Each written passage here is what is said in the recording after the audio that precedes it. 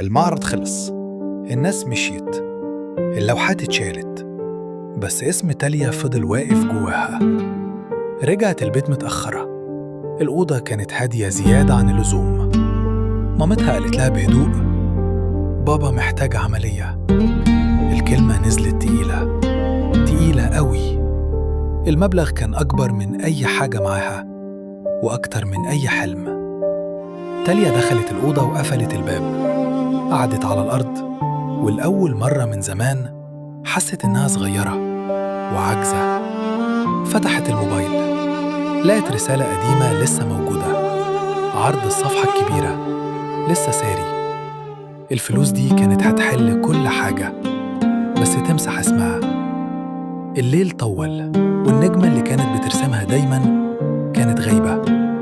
مسكت الكشكول، بس إيدها ما كانتش بتطلع رسم، كانت بتطلع خوف. وفي لحظة ضعف بعتت رسالة موافقة.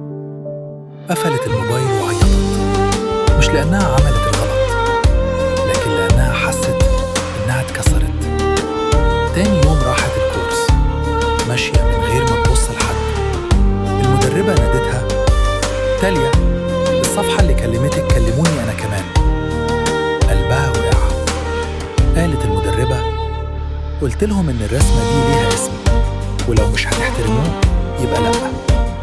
تاليا ما عرفتش تتكلم، الدموع نزلت لوحدها.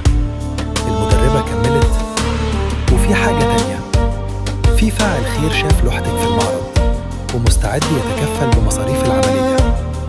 تاليا حست إن الأرض بتهتز تحت رجليها. خرجت من المكان. الشمس كانت طالعة بس مش قوية، ناعمة. راحت المستشفى، مسكت إيد باباها وقالت: أنا لسه هنا. بعد أيام العملية نجحت.